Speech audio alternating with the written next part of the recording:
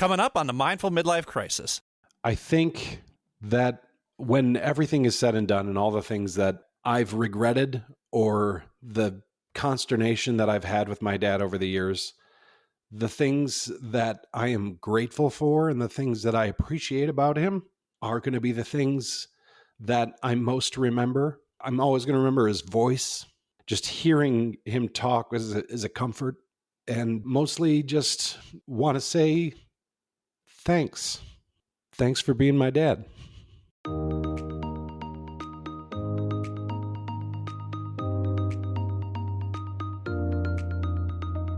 Welcome to the Mindful Midlife Crisis, a podcast for people navigating the complexities and possibilities of life's second half. I'm your host, Billy Lahr, an educator, personal trainer, meditation teacher, and overthinker who talks to experts who specialize in social and emotional learning, mindfulness, physical and emotional wellness, cultural awareness, finances, communication, relationships, dating, and parenting, all in an effort to help us better reflect, learn, and grow so we can live a more purpose-filled life. Take a deep breath, embrace the present, and journey with me through the Mindful Midlife Crisis.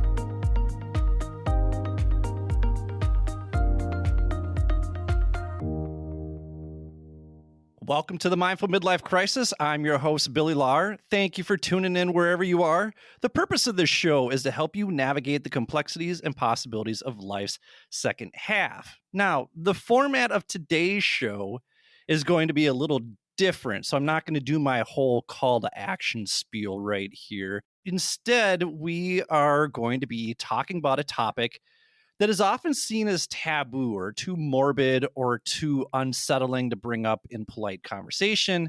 But at the same time, it's something that we all experience. So rather than avoid the conversation, today we're going to talk about death and why discussing death is not just important, but also essential to living a more fulfilling and meaningful life. But in order to do this conversation justice, I wanted to bring on a couple of people who can share their experiences with death, both from a professional perspective and a personal perspective. So with that, I'd like to welcome my co-host, the always entertaining Matt Hazard. Matt, what do you got for us today? There is a house in New Orleans they call the Rising Sun. And it's been the ruin of many a poor boy. And God, I know I'm one. Ooh, that was a soulful entrance, Matt Hazard. Thank you very much. You know, part of this episode today is to take some time to honor your dad. Jeez, I'm going to get emotional. Just a heads up. This is going to be an emotional episode. You know, I don't even know why I'm getting teary because we've had a lot of guests on this show. And Matt, you lost your dad here recently.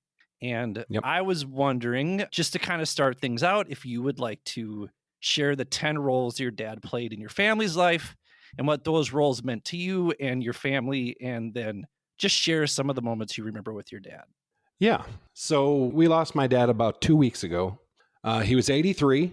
The roles that he played in my family's life were a father, grandfather, a great-grandfather, a husband, a cancer warrior, a salesman, a veteran, a trivial knowledge savant, and a Green Bay Packers fan, sadly. When you look back on growing up as a kid and into teenage years and then into your 20s, your 30s, you get married, you become a father, he becomes a grandfather to your children. As you kind of look back on that, what are some stories? What are some things that stand out, particularly when it comes to those 10 roles and what those meant to him and what they meant to your family? Yeah, so my father was a voracious reader. So I remember very distinctly, a lot of my memories as a kid would be him sitting in a chair with the TV on entirely too loud, reading a book, and you'd say his name 10 times to get his attention. And that was after, a full day of work or whatever. But I remember from a very young age, we would watch Jeopardy together, and I would just marvel at how many of the answers he knew and why and how he knew them. He never cooked. He very proudly talked about how he never changed a diaper, which is hilarious when you think about he had 5 children. I remember always there was a lot of being a ham, being funny. He was very personable. He was a salesman. He sold home remodeling, and like you think about that, working leads and that kind of thing, and just getting into people's houses and getting them to buy a home edition, like that is something that it takes a special kind of talker to do. And I know you know that because your dad's very much the same way. And then going into my 20s, one of the things that I kind of categorically remember is I wanted to move out immediately when I was 18. And because I was like, I love you, I love my parents, but I can't take this shit anymore. Like, I got to go. And then I was like, oh, you need money to be out here. So then I came back for a little while, and they were very supportive when I left. They were very welcoming when I came back, and supportive when I was able to go again. And I just remember him kind of treating me like an adult almost immediately when I wanted to be treated like an adult. And then like when I was 31 or 30, he was diagnosed with stage 4 esophageal cancer, and they gave him 6 months to live. And I wasn't married. I was single at the time. And I really kind of just felt like I was getting my shit together. Like I was just starting to really become a man, which is, we've talked about that in a lot of episodes where like men mature later. 30 is often an age where that starts to happen. So that diagnosis kind of floored me. And then it was actually Minnesota Oncology. I'll give them a shout out because they were like, hey, we have this breast cancer drug that is qualifying for like 5% of cases for esophageal cancer if you have this certain DNA marker or whatever in your cancer, and we'd like to test you for it. And he qualified for it miraculously, and we had him for 12 and a half years instead of 6 months. And in that time, he saw me find the woman of my dreams, get married, have 2 beautiful children, his 8th and 9th grandchildren, or 7th and 8th, 8th and 9th. He cared for them for a couple days a week as like supplementing daycare, he and my mom. My kids know him well. And I didn't know that was ever going to be the case. So that is something I'm forever grateful for. The thing that I'll always remember about him is he wasn't always the best dad. It's a hard thing when your dad's a salesman. He's gone a lot. He doesn't make great decisions all the time. But my God, he was a great grandfather. Outside of being a great grandfather, he was a great grandfather. And he would do anything for my kids.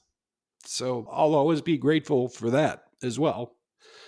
And that's really his story through me as I remember him. Those are the things that stand out to me. First of all, thank you for sharing. I know that he and your mom moved down near you towards the end of their life. I imagine that they were tired of Minnesota winters like many of us are. Yes. So what was that like to have your dad near during those last few years, months? Yeah. So when we all moved down here together, actually, that they were a big part of the reason that we were able to do this move.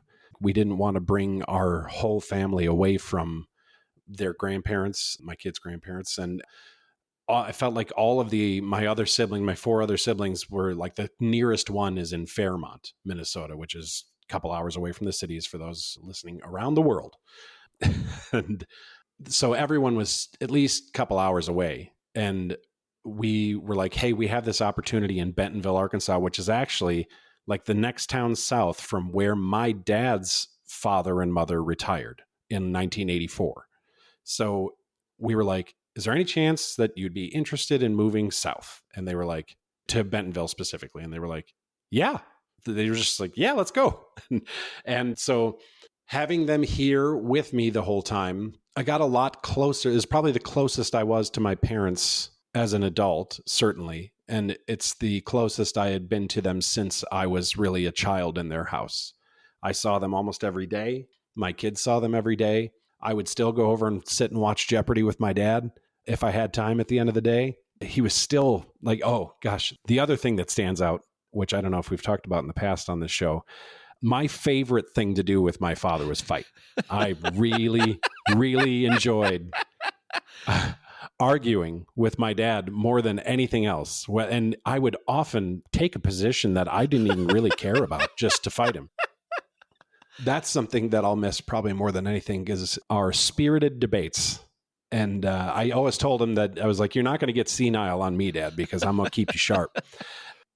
And he never did. I mean, he got like the very end, he was still pretty sharp until kind of the last couple of weeks. But yeah, the very end was very hard, but I wouldn't trade the time. You had told me about the very end last week before we recorded that episode, and I'm wondering if you're willing to share what that was like with our listeners, because there are most likely listeners who may be in that situation now or will face it here before too long. And so if you're willing to share. Yeah, it's just, it's a big struggle. The last month of his life, he started to go through kidney failure. That can do things to your mind as well. So he would start to go off on kind of crazy flights of fancy where he thought that there was like the hospital was a conspiracy against him at times and didn't want the care. And then there were days where he was more clear. And then it's basically when the kidneys aren't cleaning your blood that can impact your thinking. And he ended up dying from sepsis, from an infection. The one thing I'll always be grateful for, the many things I'll be grateful for, but the hospice care, those people do such a good job of making sure that they're comfortable as much as possible. So I could tell that he was fading, but he was never in pain that I could see at the end. He would make sudden, strange movements. Great story. The night that he was taken into the hospital, and the conspiracy that they weren't trying to care for him, they were trying to kill him, was what he had in his head. There was a male nurse, and my dad literally tried to take a swing at him, which was hilarious. He looked right at me, he smiled, put up his finger like 1 second, and then turned and tried to punch the nurse who was just going to, like, I don't know, he was going to do a blood test or something. And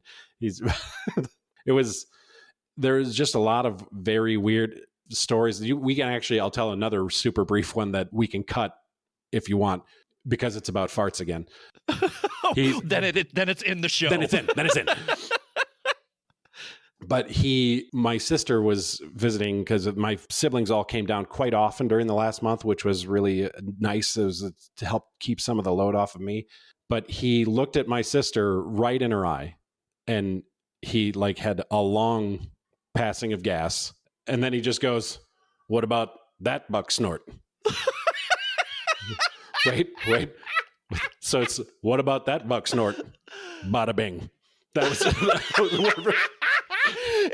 he emphasizes it. Yeah. He puts the exclamation point on it with the bada bing. Bada bing. A phrase I'd never heard him utter in his entire life. So, and that was when he was particularly non-lucid. But I would visit him every day, which is another thing they don't talk about, is how that's a stressor on your family and on your relationships.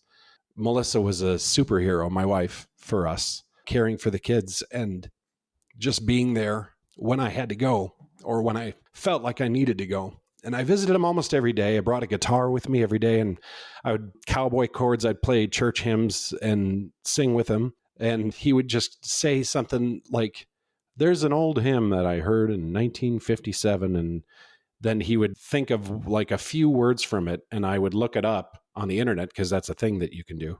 And I would play it I would, listen to it quickly, and I'd sing it and play it for him. And he's like, how did, like, he couldn't even fathom how that was a thing that could happen. But yeah, it's the last few days. He died on a Tuesday. I brought my kids to see him the Sunday before and didn't bring them again, because when we went in there previous to that, he would always, as much as he was either in discomfort or in a delirium or, just far away, he would see his grandkids, and it would kind of ground him, and he would smile. And the last time they came, he didn't make any kind of sign of recognition. So we didn't stay long that day. And, it's hard to explain to your kids what's happening, but we were very open with them about what Grandpa was going through and that it was going to be over for him soon. And they understood, I think, but I don't think they really kind of grasped the gravity of it, that it's permanent. So they cried at the funeral when I cried, but kind of not really, they never cried. And I remember actually, I was 20 when my grandmother died. I sang at her funeral. I sang at my dad's funeral also, but I sang at my grandmother's funeral. And I was, I think it was 25 or 26. And I didn't cry until my dad cried. And I remember that distinctly. And I thought that might be the case for my kids. And that's what happened. The last month it was just hard to watch, but there were moments of still joy in that time. There were moments of celebration. There were moments of consternation. My oldest sister, there was a family drama a year and a half ago. My oldest sister is not actually biologically related to me. We found out when she was 55 and that she had the time, she was able to come down and she was able to become whole with that and find forgiveness for that secret. Because she never hated him he did the very best that he could for her and he took her in, but he, claiming to be for her mother's sake, which was my dad's first wife, he never told her that she was not his daughter. And she wanted to be spiteful about that, but she knew that the time was short. And so she found her peace with it before he was gone, which I'm sure she's grateful to find that. But yeah, I think that last month we just kind of all had the time to say what we wanted to say, which is another thing I've thought about a lot because we lost my father-in-law almost 4 years ago, and he died very suddenly, and none of his children were able to say all of the things, at least not to him, that they needed to say. And I felt like I was able to say everything, and I had all that time with him where we were very close. So I feel good about the life that he had here at the end for the last 5 years. I feel good about the care that he got at the very end. And mostly I'm just very grateful that I had him for as long as I did, because he was 40 when I was born and I'm 43 and you're not guaranteed that. So I just mostly feel very lucky, but I do feel very sad. You and I were brought together through our love of music. Yeah. And that sounds to me like your love of music was a byproduct of your father's love of music. And I was wondering if you could talk a little bit about his influence on your singing, because listen, I have you sing at the beginning of the show. I say dance monkey and you sing because I love hearing you sing. And I know your dad loved hearing you sing too. And, I have a little story about that too, but I was just wondering if you could talk about his influence on your love and passion for music. Well, so I should open with, my dad was a terrible singer, like barely carry a tune. My mom was where I got the singing from, but the love of music, we grew up in church. We would go to church 4 days a week, at least. And mom sang in the choir, dad was a deacon, and we would sing a lot. And my dad had terrible rhythm and was not a good singer. Also, he was a huge fan of like classic rock and roll. And that was a big influence on me. He often told a story about the very first concert that he went to at the University of Wisconsin when he was a student there. I think it was James Brown was the headliner. And I don't remember if it was James Brown, but the opener was someone that he had never heard of. He comes out on stage and he starts to sing and just electrifies this audience. And it turns out that it was a young Otis Redding. Oh, wow. And my dad saw him in concert, and so he was always really revered those old soul singers. And we used to have those records on vinyl, and we would spin records together. I would try and sing along. The Righteous Brothers, I remember him thinking it was so incredible that I could sing the high parts of the Righteous Brothers songs. And he was a big Elvis fan. It was one of my favorite things to fight with him about because I hate Elvis. He did not like the Beatles. I remember him saying he hated the Beatles, but he loved Elvis. And I love the Beatles and I hate Elvis. So that was just I often found the other side of the argument for spite's sake, but that was for musicality's sake. The Beatles are better than Elvis. Sorry. Sorry about it. But yeah, he loved music a lot. And I think that he was probably one of the things that he was most proud of me, outside of being a good family man. You know, the things that I've become in my middle-aged years. He was proud that I was a musician that entertained people, that people enjoyed what I did. Well, and that was the story that I wanted to share with you, because I have seen you sing more times than I can even count with the Brute Squad. And it totally makes sense that you grew up listening to these soul singers, because I've always considered the Brute Squad to be classic rock and soul. Mm-hmm. You guys sing these very soulful songs, play these very soulful songs, and you do such an incredible job bringing them to life. Your mom and dad, like, there'd be a lot of times when I would go to those shows by myself, Mm-hmm. just because I wanted to see you guys. So, I knew that I would probably run into people that I knew, but I remember a handful of times, and I had not met your parents yet at that point, but I remember one time your mom and dad said, "Hey, you're Billy, aren't you?" Yeah. And they're like, "We're Matt's parents. Why don't you have a seat?" And they would invite me to sit down with them when I had nowhere to sit. And then we would have a conversation about music. And that's when I found out that your dad was an Elvis man and hated the Beatles. And to no fail, anytime they were at a show and if I was there, they would ask me to sit down and join them. So I'm grateful for that. And I'm grateful that I got to enjoy time with your parents, watching you do one of the things that you're best at. And so I'll give you here the last word.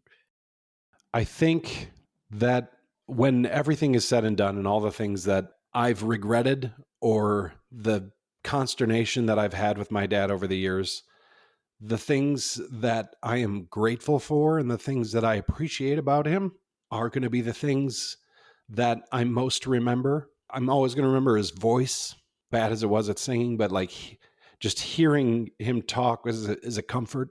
And mostly just want to say, thanks for being my dad. Well, thank you for sharing that. And I think this would be a good time for us to take a break. We'll regroup. And then when we do regroup, we are going to come back with a very special guest who is going to help all of us process the inevitability of death, but find a way to find comfort in having these types of conversations. Thank you for listening to the Mindful Midlife Crisis. Thank you for listening to the Mindful Midlife Crisis. If you're enjoying what you've heard so far, please do me a favor and hit the subscribe button. Also, giving the show a quick 5-star review with a few kind words helps others find and benefit from this podcast just like you are. Finally, please spread the wealth of free knowledge and advice in this episode by sharing it with the people in your life who may find this information and my mission to help others live a more purpose-filled life valuable. My hope is that these conversations resonate with others and inspire people to live their best lives. Thanks again. And now, back to the show. Welcome back to the Mindful Midlife Crisis. Matt and I are here celebrating his dad's life, and we totally forgot to share his name. So, Matt, can you share your dad's name with our listeners, please? Yes. My father, his name is Danielle Clement Hazard.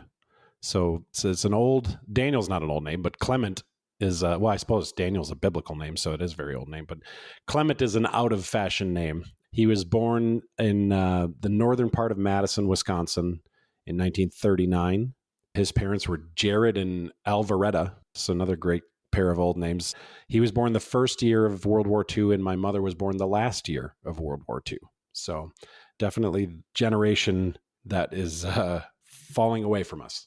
Well, I know I'm not super great at having these kinds of conversations, but I do want to learn how to support people when these conversations come up because, as we said, death is the one certainty in life. So I'm delighted to welcome in our other guest of honor here today. And today's guest is Danielle Slupesky. As a certified end-of-life coach and death doula, Danielle offers non-medical, practical, emotional, mental, spiritual, and physical support to those who are preparing for, nearing, and at the end of their lives.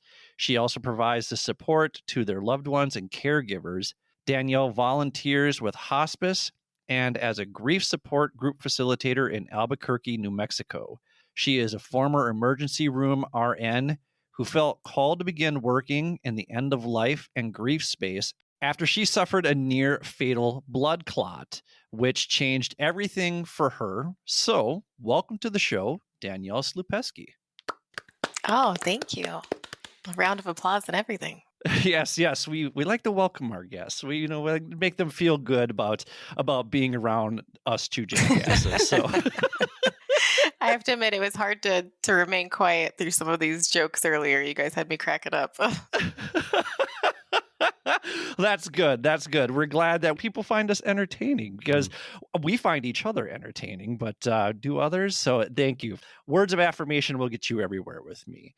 So one thing we like to do with our guests is we like to have them share their 10 roles. So could you please share the 10 roles that you play in your life? Absolutely. So I'm a wife, going on 12 years now, dog and plant mom. I listed those out separately. I consider myself a student of life, a way shower, a holder of sacred space. I am also a daughter, sister, and aunt. I'm not that old, quote unquote, yet, but I definitely am considering myself a wise woman. I've entered elderhood very early based on life experiences. I also consider myself a mirror polisher, and I am a solopreneur. Mirror polisher has caught my attention. Can you talk a little bit more about that? Absolutely. I think that we are all just mirrors for one another, right? And so if we consider that every experience we have in life does something to our mirror, right? It either helps clean and polish it, or it leaves a smudge or a fingerprint or some dust. Some experiences crack our mirrors. And if I can keep my mirror as clean and polished as possible, I can reflect to others who and what they truly are, right? Their truest form. If my mirror is all cracked and smudged, right, I'm reflecting to them my junk, not who they really are. Oh, I like that. I think that's very beautifully stated. I wanted to talk a little bit about this wise woman. We're going to get to what a death doula is and what your role is there. But I think your own near-death experience, it was the catalyst for becoming a death doula. And so could you walk us through what you mean by your role as a wise woman and how that near-death experience at age 30 changed you? For sure. So part of what came along with all of the medical stuff was very spontaneous early premature menopause, right? So physically, I actually had a doctor tell me that on the inside, I'm closer to 65, 70, which, yay, thanks for that, dickhead. So nice. Right? Like, thanks. So I got that going for me. But that, along with like prior to even the hospitalization I went through and near-death experience and all of that, I stuffed a lot of life into a really short period of time. Several very traumatic, big experiences, big forms of loss, losing family members to homicide, losing family members to cancer, lots of stuff. And I think that so often in society now, women especially, I mean men too, but definitely women, do everything they can to not age. Everything is about Botox and hair dye and lifts and tucks and all of these things and fillers. And I think that we're discounting an extremely important part of our developmental process, right? This entire stage of life where we've gained all of this experience. And it's now our job and our honor to share that experience. And so instead of pretending that I'm 20 and running around trying to do that, it's like when I hit 40 this past year, I was stoked. It was just like, yeah, all right, that's a big milestone. And I earned every single one of the gray hairs and every one of my crow's feet. And so I think I'm choosing to kind of rebel against this status quo at the moment. Well, that reminds me of when we had Greg Scheinman on episode 41, The Midlife Male. He talked about how he's not anti-aging. He's just about aging better. He's trying to help men age better. And I think his dad passed away at 47 and Greg's 50 now. He calls it bonus time, that he's in bonus time right now because you just never know, right? So he looks at his dad passing away at 47 and he's at 50 and it's bonus time. And I think I take that for granted because my grandparents lived a long life and both of my parents are healthy. So it's just kind of, I think I have this assumption that, oh, well, then I probably live a long life too. And I think that there's a little bit of complacency then that just sets in along the lines of, well, I can just do whatever I want. And I had a physical the other day, and they told me that my LDL is the highest that it's ever been. And I also have early onset kidney failure because I eat Advil like candy. So they're like, you need to start hydrating and you need to stop taking Advil. So I'm like, oh, okay. I guess I am mortal. And, that kind of rocked me a little bit. I'm wondering if you have an idea as to what your doctor means by you're closer to 65 and 70 on the inside. Is he referring to your organs then? I think that was more in a reference to, so like I said, I'm postmenopausal. I went through menopause at 30. I have full-blown osteoporosis. All of the other things have checked out okay so far. But as far as all of the female internal organs, they're closer to 65, 70. But I think you brought up so many really good, important things right there that I'd love to dive into if it's okay. Of course. So with that, I take ibuprofen like candy. What is your body trying to tell you? And what are you masking on a daily basis with that much ibuprofen? Right? These are the things I want to get people to, where it's like these little aches and pains and headaches and the joint stuff and all of these things. Like, yeah, you might have a medical diagnosis that quote unquote explains them, but it's information your body's trying to give you. And how do we learn how to listen rather than mask?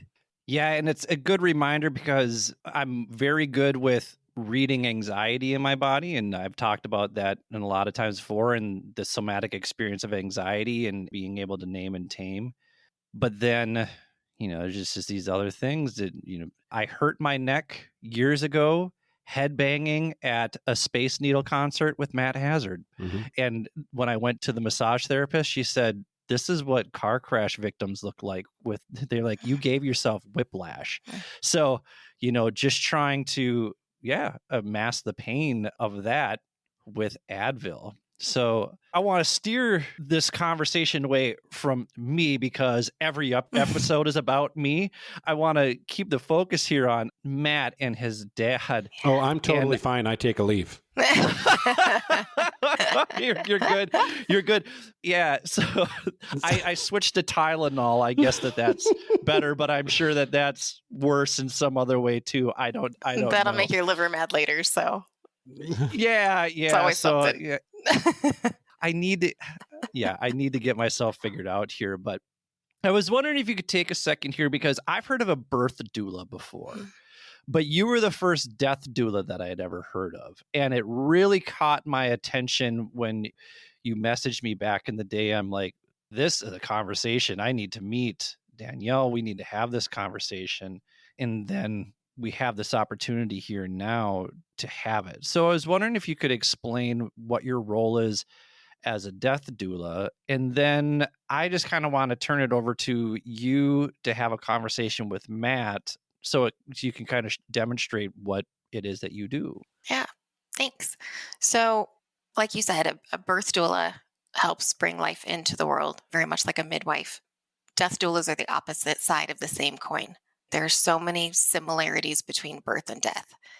I feel like on our way into the world, the hard work of labor, that responsibility falls on our mothers. On our way out of the world, that work of laboring out falls on us. Matt talked about some of that. This month of labor, it's really what the process is. You have these really painful periods. You have some periods in between where you can catch your breath and you can talk and joke even. And then it's almost like contraction phases. And so using that analogy further, the same environment you want to create for a birthing mother, calm, safe, peaceful, full of love, knowing that they're held, is the exact same environment that we want to create for someone who's working to exit the world. By the way, the word doula, for anybody that wonders, it's just an ancient Greek word that means a woman who helps or serves. So back in ancient times, it was always a servant or a slave. And I think that's important to note because this work of birthing babies and helping dying people and taking care of sick people is messy and dirty and emotionally challenging and all of those things. And so before it was only seen fit for the help. And now there's this kind of resurgence of this ancient tradition of people being called to the bedside to do this work. In a lot of ways, we've given up our power to these institutions and medical establishments to take over the responsibilities of birthing and dying. And like Barbara Carnes says, she's really big in the end of life space. Death is not a medical event, it's a communal event. And so how do we bring that back, bring death back into the community? And that's what doulas are working to do. And that can happen at home, that can happen in an inpatient hospice, that can happen in an ICU. So I meet people where they are. Well, I guess I'd like to have you meet Matt where he is. So, Matt, if you have any questions that you want to ask Danielle, or Danielle, if you want to facilitate that conversation, go for it. Yeah, I'll go ahead. I want to start by saying thank you very much for sharing your dad with us today. I really do believe that every time we share them, we keep them alive, right? Like they're living on through us and through our words and our memories and our stories. So thank you. Yeah, I believe that too. Cool. And along with that, to not be too light about it, but tree of trust. I'm sure you guys are familiar with what that is, right? This is a sacred space that we've created here between the three of us.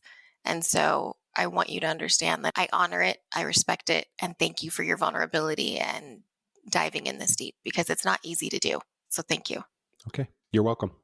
So what I normally do is ask you to tell me about your dad, and we've kind of done that.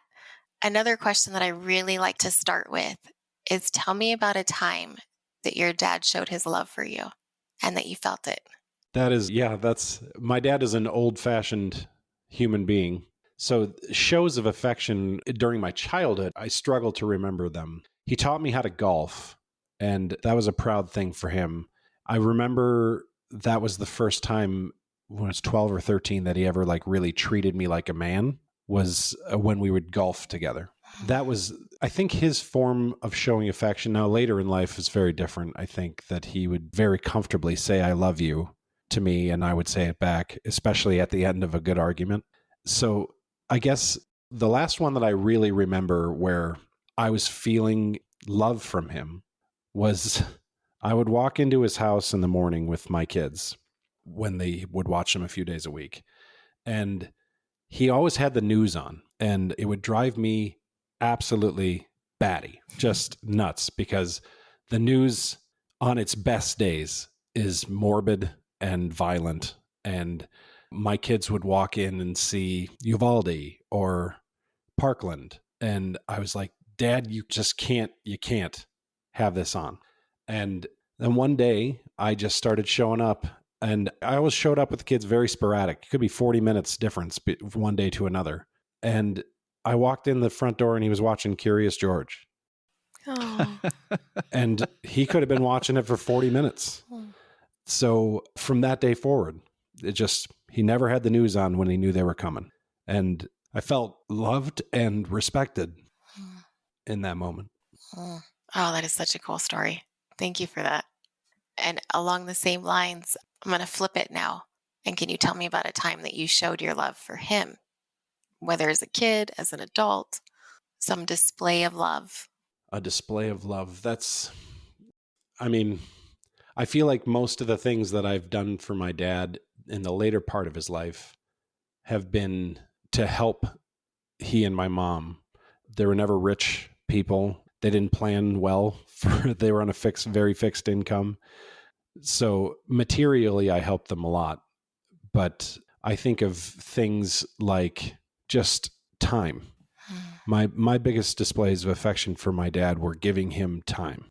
Because material things, they were very pleased that I gave them a comfortable life here, that we gave them, I should say, a comfortable life at the end for him. But I think the thing that he loved the most was just spending time with me and my kids and my wife and having family close.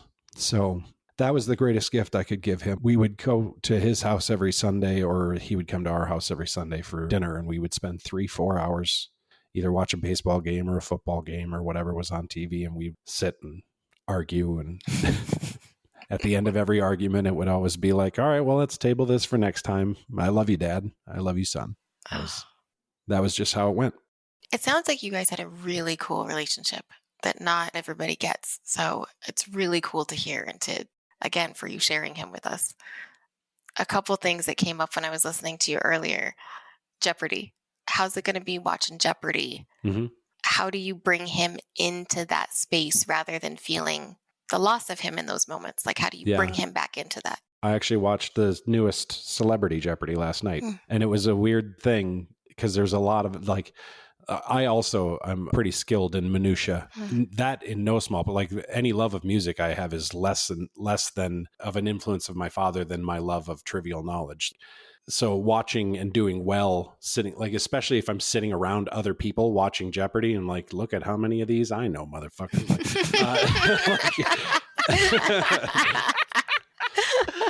But y'all are dumb. You're watching Wheel of Fortune. But like even last night, Celebrity Jeopardy questions are easier. Or answers are easier than the regular game. But there were a number of them, and I was like, oh, I didn't know that one, but I bet my dad would have. I bet my dad would have known that one. Yeah. I'll think about him every time I watch that show. It's funny because my husband and I watch Jeopardy every night too. And my ridiculous superpower is that when no one else on the panel knows the answer, I do. So talk about ridiculous amounts of knowledge, right? If the Jeopardy people don't know it, chances are I do. Most of them know, but so how old are your kids? My kids are 7 and 5. Oh, they're little. Nearly 8 and nearly 6. Okay, so you brought them up earlier, and that was a big moment, right? When your dad couldn't respond to them. Mm-hmm. How did you explain it to them in that moment? What did you say? I think what we said was, we had been talking in the weeks prior to that, like, Grandpa's going to be going to heaven to be with your other grandpa. That day, when I brought them home, I said, you know how Grandpa, he couldn't really see you. He looked at you, but he couldn't really see you. And they were like, yeah. And I was like, that means he's close. It means he's seeing whatever's on that other side. Okay. That was really good, Matt. That was really good. That got me. Yeah. Wow. That was a really it really got me when I said it in the moment too. So. Yeah, that was a really beautiful explanation to your kids. It is. It's really sweet. And then my next question with that is, have you used the words dead, died, dying through any of this process? Not early on, but certainly in planning for the funeral, certainly in the last week of his life, we did use the word die. We did use the word, Grandpa's died and he is gone. Okay. So yes, we've tried to establish that finality. When we first were bringing it up, we were just like, Grandpa's really sick and we think he's going to be going to heaven soon. Okay. But as the finality was closer, we did use that word. Yes. Okay. Those words. I bring that up because that is a big thing that, when we get into the research and all of that we've shown with kids, is that we understand the euphemisms that we're using, like they're gone or they're in a better place or they're in heaven. But working at the grief center, it started off as the children's grief center, and over the years, the kids would be like, well, I want to go to heaven too. Let's just go to heaven and play with them then, and they don't always understand exactly what that means. And so it's important at some point, like you did, to bring in the clinical words, the technical words, and making sure that they understand that finality. Yeah. So I'm sure you guys have all heard of Kubler-Ross's 8 stages of grief, Elizabeth Kubler-Ross. Yes. Okay. I didn't know that there were 8 stages. Yeah. So hers has 8 stages, but we meaning society kind of co-opted her research, which was based on the dying person. It was the stages that the dying person themselves go through to accept and come to, again, acceptance is the final one, acceptance that they're dying. And we just kind of took that to be, that's exactly the same process that the grieving go through after someone is gone. And there are many other models that work a little bit differently, but in the end, whether we're talking about the 4 tasks of grief or the 8 stages, the final stage, if you will, right, is acceptance of the reality of the loss and meaning making out of said loss. Now you're super fresh, right? This is 2 weeks out. Mm-hmm. we're way away from quote unquote final stages, if there ever is such a thing. I'm not big on doing the stages of stuff. I've done all the work and the certifications and the things. And what I've come to realize is that grief never ends. We just learn to live with it. It's not that I think that the grief gets smaller, it's that we get bigger around it, right? It never really changes itself. We learn to grow and expand and create space around it. And I think that healthy grief is fluid and warm almost and amorphous, and it comes in waves, right? And at times those waves can be super chill and fine, and other times they can be these huge tsunamis that take you out of nowhere. As long as it stays fluid and moving and you allow those waves to come and go, I think that's healthy, right? And we allow ourselves to sit with whatever's coming up.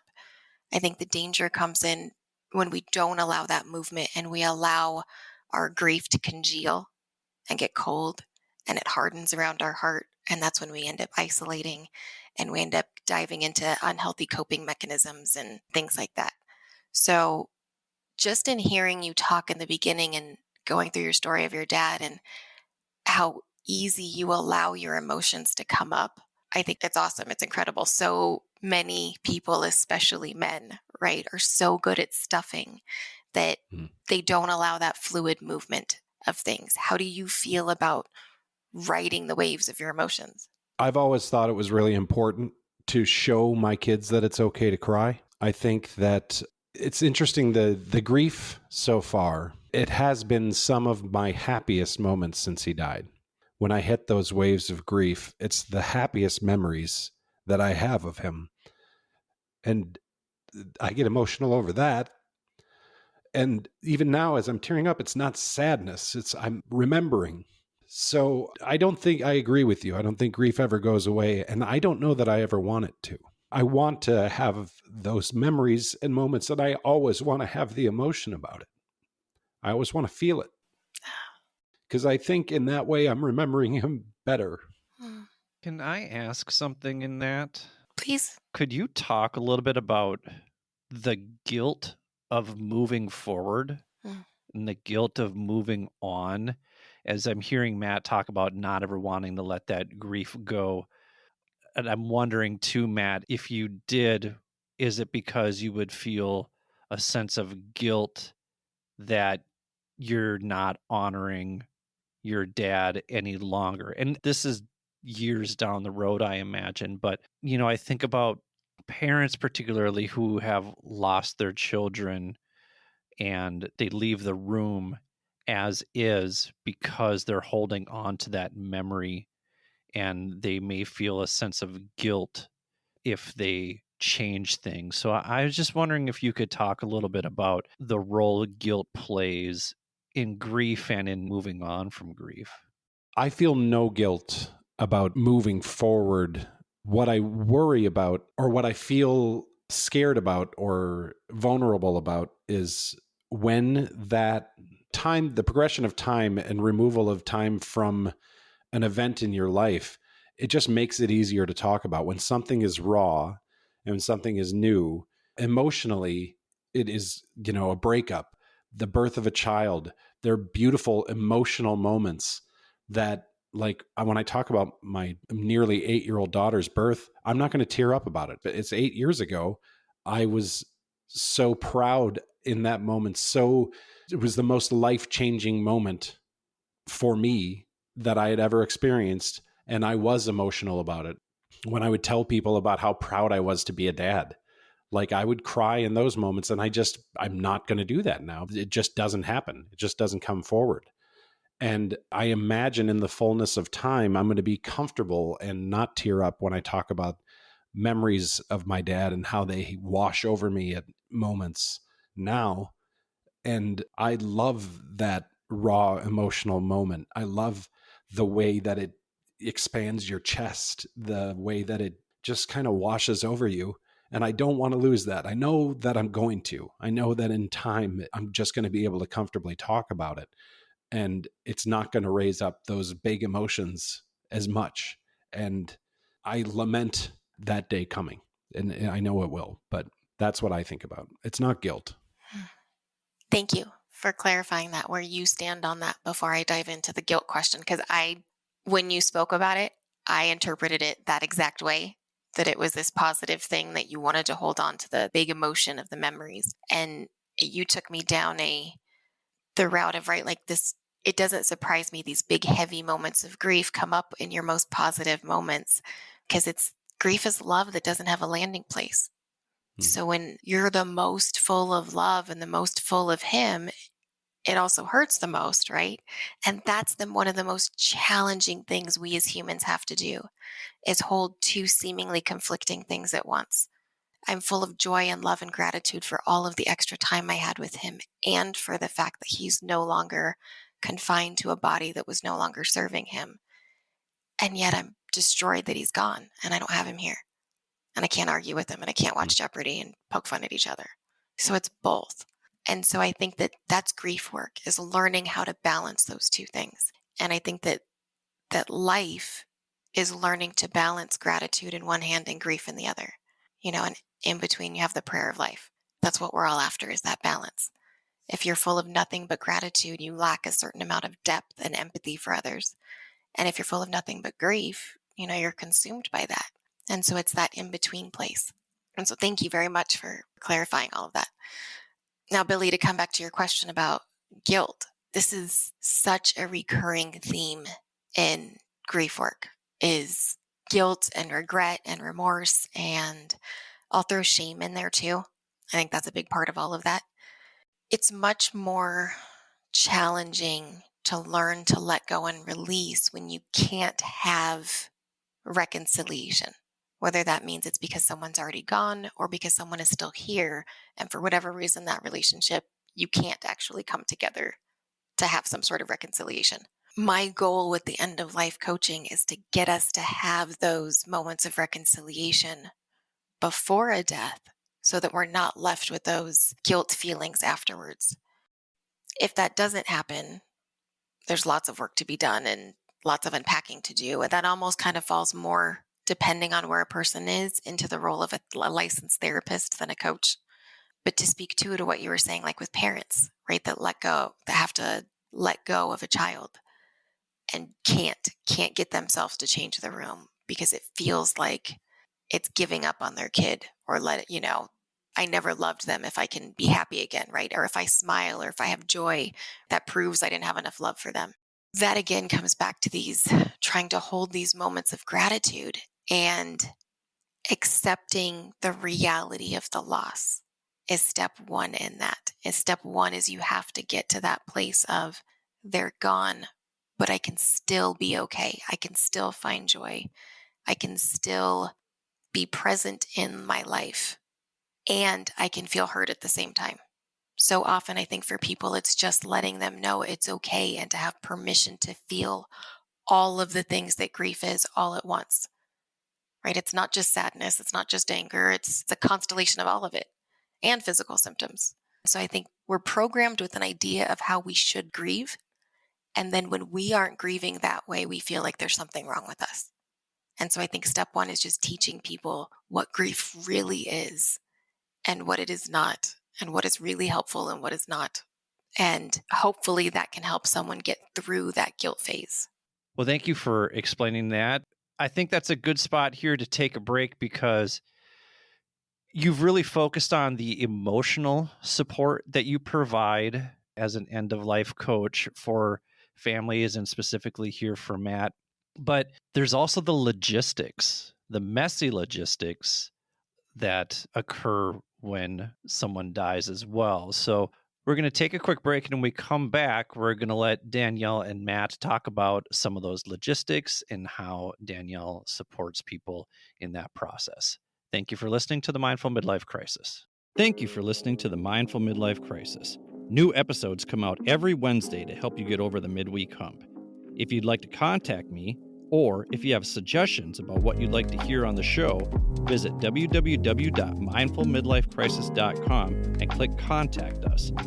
While you're there, don't forget to sign up for the newsletter to get free weekly meditations, as well as free resources from our Reflect, Learn, Grow program.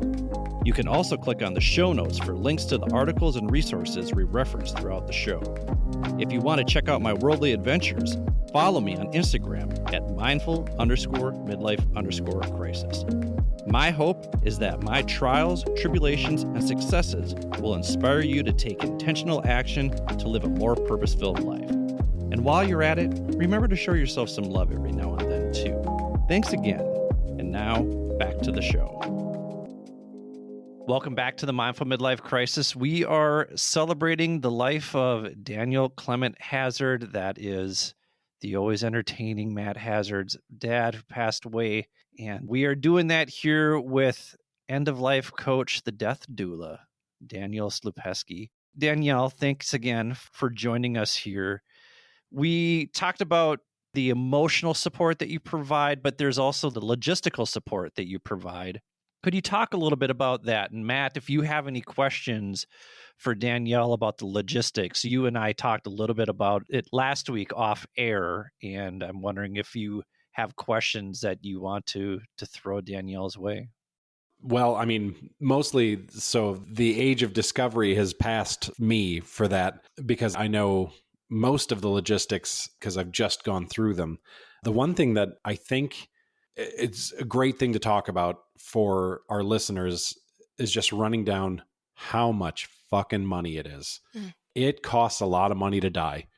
And depending on obviously the situation, but funeral expenses, hospice expenses, hospice specifically is usually covered by Medicare, Medicaid, whatever. But the dirty little secret they don't tell you there is the hospice is covered, but the bed in the room is not. And so your care is covered, but you're paying $265 a day to be in the place, you know, depending on what place it is. But, and then you can apply for, if you're on a fixed income, you can fill out a mountain of paperwork and apply to have some of those funds covered. But then they go after your Social Security or they go after pensions or things. And you have to show that you haven't had that much money for that long. And, you know, like your bank balances, you have to give all kinds of financial statements and birth records and things just to apply. And then they can still deny it. You'll speak to this, I'm sure, that mercifully that most people's hospice stays are relatively short. Although the care can last up to, coverage can last up to 6 months. Most hospice stays are 20 days or less. My dad's was 8 days. So it's a ton of money. I feel like there's a whole systemic question that goes on top of that, you know, and I think you spoke to it a little bit before where we take this process of dying back from medical conglomerates and things of that nature, because I mean, it's a racket, all of it. So yeah, I guess my question is, why don't we talk about that more and why don't we know more about it? And can you explain kind of what that process is like for most people? And it's shell shock. I think that you actually just described perfectly what that process is like for most people. It's a mess and it's chaotic and it's time consuming and it's frustrating and it's completely illogical and it is not patient or family centered. So why don't we talk about it? I'm working on that, right? one podcast at a time. I'm out there waving my flag. Yeah. But ideally, right, what I would like someone to come to me the minute they receive some sort of life-limiting diagnosis, the minute you know something's going on. So 12 years ago for your dad, you have this scare, this brush with your mortality, and you come and say, hey, I need help. And we sit down and I go over with you exactly where you want to die. Do you want to die in a hospital? Do you want to be in an inpatient hospice? Do you want to make sure you stay home? Depending on that answer, then we go down, one of 3 tracks, because those are pretty much your options. Now, I will say that the numbers are close to 80% of all Medicare costs are spent in the last 3 months of life. That's insane, right? That's telling me that we are doing invasive procedures and giving medications like chemo and intubating and doing dialysis on 95-year-olds that we know we're not going to cure. So going back even further systemically, if we don't accept that we're going to die, if we don't accept that we are impermanent, and if we can't accept that that is okay, that leads us to doing things like I just mentioned. Life at all costs, regardless of quality of life. And so ideally, what the process looks like is, like I said, we start that planning. You say, I want to die at home. I say that, great, that's fantastic. So these are the hospices that are available in your area. These are the ones that I like for this reason, this reason, and this reason. These are the ones that I've worked with and I had great experience with. And you get to choose your hospice. We get you set up on hospice depending on what your insurance is and all of that stuff. Then I go through a very specific vigil plan. So in your dying time, when you can no longer speak for yourself, what are the things that are most important to you? And I get down to the minutia, looking at all your five senses, right? What music do you want in the room? What flowers do you want in the room? Are your feet always cold and you need to have socks on? Do we need to put your hospital bed facing a window because you have a big pine tree that you planted 20 years ago and you want to see that tree and smell that tree as some of your final moments? Which family members do you want in the room? What relationships do we need to nurture and reconcile before we get there? How do you want to be remembered and what legacy projects can we do before you get there? So it's really diving into who you are, who your family is, and what you want specifically, rather than you're Mr. So-and-so in room 14 and you're a medical diagnosis. That's very different. I get to come in and I become, for lack of a better term, and I think that pretty much all of the families I've ever worked with would say, I become a family member. I sit around the bed with you guys and we're looking at photos and I know the ins and outs and I know the stories and I hear the secrets and I get all the stuff and I get to spend time with each family member individually and provide support where needed. So I hope that answers some of the overall logistical questions of the things that I do. So it's helping navigate the medical system, hooking people up with resources, making sure that advanced care directives are done and filled out and filed appropriately, and that wills are done, and these are the estate attorneys in my area that I've worked with in the past and that I know are good and that I trust. And these are the notaries that I have in my back pocket that can come to the house or the hospital room to provide what's needed if we don't have that paperwork done. New Mexico is a state where death with dignity, medical aid in dying is legal. And I have volunteered with a hospice where that's part of what they practice and worked with those patients. And for example, I tell people in that scenario who have the time and space to plan their deaths, right? They're setting a day and time, to think of me as like an event planner. I can handle all of the background logistics so that family can be family. Family can be present. Family doesn't have to worry about calling the mortuary, figuring out all of the logistical things that happened in the background.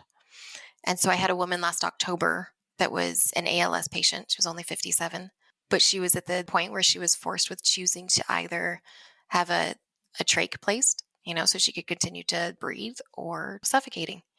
And so she chose medical aid in dying. And we went through this whole planning process and asking her what she wanted specifically. And her favorite flowers were daffodils. Well, I can't get daffodils in October. So instead I put together favor bags, basically, of daffodil bulbs with a poem and a photo of her on the front and planting instructions, talking about how, as she's laid to rest, put these into the ground.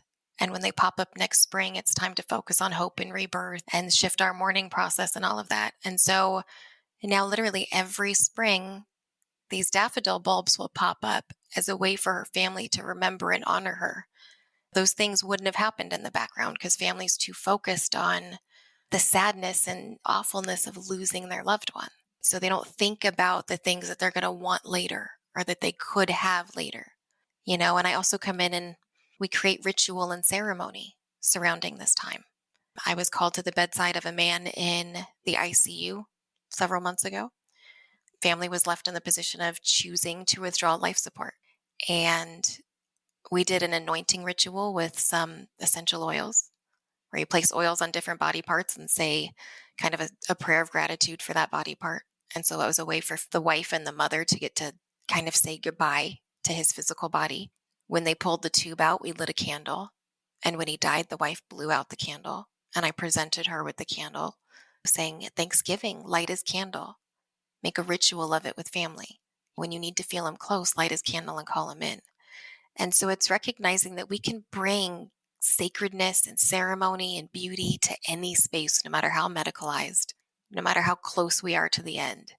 we can shift that for the family. And I think it really changes our grief process. I think people should do that. They should hire you. Well, That's I was just listening to it because Thank you.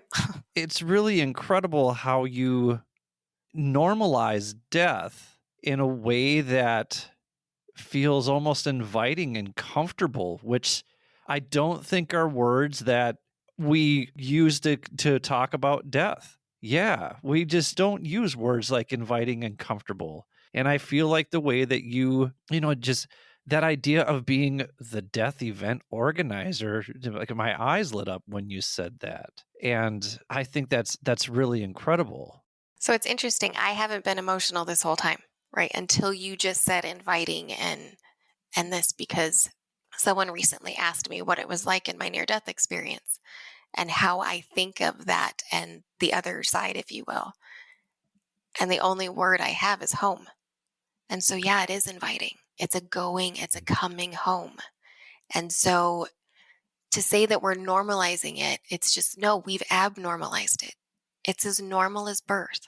We like to think and pretend and act like we're outside of the circle, right? We're outside of the circle of life. We're outside of nature. We somehow have dominion over it because we have opposable thumbs.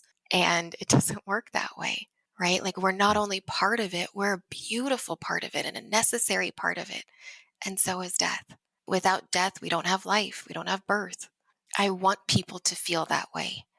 And I want people to feel like it's equally a celebration and a mourning at the same time. one thing that I'll say. In the last week of my father's life, I leaned very heavily in just a few conversations. We have a friend named Mike Gleason, who's a hospice nurse, and he's talked about how that is just a really difficult, but just beautifully rewarding job. And I leaned heavily on him because the communication that you get is often like, well, here's a pamphlet about what the end of what the last week is like and the moments before and when you can expect when the rattle starts to happen in their chest and when their eyes start to glass over and they start to, having large movements and shaking, and they're literally hours to days before death. And that's not a normal conversation. No one talks about that, but you read it in a pamphlet the last day or two of your loved one's life. I was so glad that I had Mike there, and he was like, what drugs do they have him on? What are his current symptoms? Well, here's where he's at right now. This is what the amount of time you have. And it was like the last conversation I had with him prior to my dad's death was like, hey, if you've got anything to say, you better say it. So I was just really glad that I had that resource, but I feel like a lot of people don't. I think you do super important work, and I think that's great. Thank you. Yeah, to speak to what you just said. So the most recent death that I was present for was a very physically challenging death. This woman had aspirated, and so her breathing was very audible, and it was really hard to watch. She was scared. Family was scared. And yet, I was very fortunate that the nurse practitioner and nurse were there as well. And so they handled all the medical stuff. And I got to explain what was happening. I got to coach the dying woman herself, again, just like birth, right? In her ear, where can you find a little bit more space? Can you drop your shoulders away from your ears a little more? Find a little bit more space between your ribs. Drop your breath a little lower in your belly. It's just like birth. And then go to the wife and, okay, now you notice how she's turning white around her mouth. That's because her oxygen level's dropping a little bit lower. And so the next thing we're probably going to see is maybe some mottling, meaning she'll look a little splotchy. Very much normalizing these things. Like, this is what happens, and it's okay that it happens. And it's okay that it's scary. It's okay that we're not familiar with it, but that doesn't make it bad or wrong.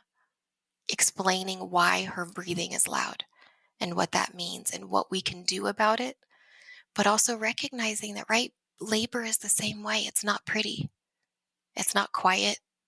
It's not clean. And we have this idea of what death should be because we've watched movies, and it doesn't work that way. And very often now, because it happens behind closed doors and it happens in hospitals. We haven't seen people die except for movies. You go back 100 years and grandma died at home in her bed. You laid her out in the parlor after the body was washed by family members. She sat out for a day or two. Family dug her grave and laid her to rest. Each one of those moments offers space for conversation, space for acceptance, space for so many different parts of everything that's just missing from what we have now, and so bringing those opportunities to people, asking them, hey, do you want me and your family to wash your body and redress you before the mortuary comes? People are kind of like, you can do that? Yeah, we can do that. We can put you in whatever you want, and so we do that often. And even family that at first is like, oh, that's scary, I don't want to do that, then at least one family member usually says yes. And then before you know it, everybody's joining in and everybody's surrounding the body and surrounding the bed. And I do things too, like once the body is picked up either by the mortuary or by the transporters in the hospital, taking a moment to straighten up and remake the bed and now turn the bed into an altar, like a memorial place. Flowers and photos and objects. And if every family member can stand around the bed and place their photo and talk about that memory, or place an object and talk about that memory, we bring the memorial to the death space. And now that bed isn't just a scary, terrible thing that the family has to look at in the days waiting for HME to come pick it up. So it is normalizing, but it's something to me that is extremely normal. And it's the most rewarding, most humbling thing I've ever done. I mean, far and away more than nursing ever was. I think it's interesting that you keep making the comparison to birth and how it is messy in both instances. But I think also in both instances, it's in its own way very beautiful. Mm-hmm. There's great beauty in the end of life. Even as hard and as messy as it is a celebration of a life well lived. Yes. Absolutely. Well, Matt, I had a conversation with Danielle, and we have arranged for you and your family to sit and have a session with Danielle. So your entire family can have this conversation with them as well, because I imagine they are feeling many of the same emotions, and we want to make sure that they have an opportunity to celebrate your dad's life like we got to do here today. So Danielle, thank you so much for donating that time to Matt's family. Thank you for sharing your time with us today. And Matt Hazard, thank you for sharing your dad's life with us in this episode. And I love you. Love you too, buddy. Oh, thank you both so much. So of those of you out there listening, we went a little bit long in this episode, but felt like it was an important conversation to have. And, as difficult as it is, talking about death, as Danielle has said, is an act of love, and it's a way to connect with our own humanity and the humanity of others. By facing our mortality head on, we can live more purposefully and foster deeper connections with the people we care about. And we hope you found today's discussion on the importance of talking about death both enlightening and inspiring. And we just want you to remember that by embracing this topic, we can lead richer and more meaningful lives. If you'd like to have this conversation with Danielle yourself, please be sure to look in the show notes for all of Danielle's contact information. Once again, Danielle, we really want to thank you for joining us today. Yeah, thank you. Thank you so much. Thank you for sharing your father with us. If this episode resonated with you in some way, please do me a favor and subscribe to the show wherever you get your podcasts. I would also greatly appreciate it if you would share this episode with the people in your life who may find value in it. Remember that the purpose of this show is to help you navigate the complexities and possibilities of life's second half, and I hope this free and useful information provides some insight that will guide you towards living with more purpose and passion in your life. So for Danielle, for Matt, and for Dan, this is Billy. Thank you for listening to the Mindful Midlife Crisis. May you feel happy, healthy, and loved. Take care, friends.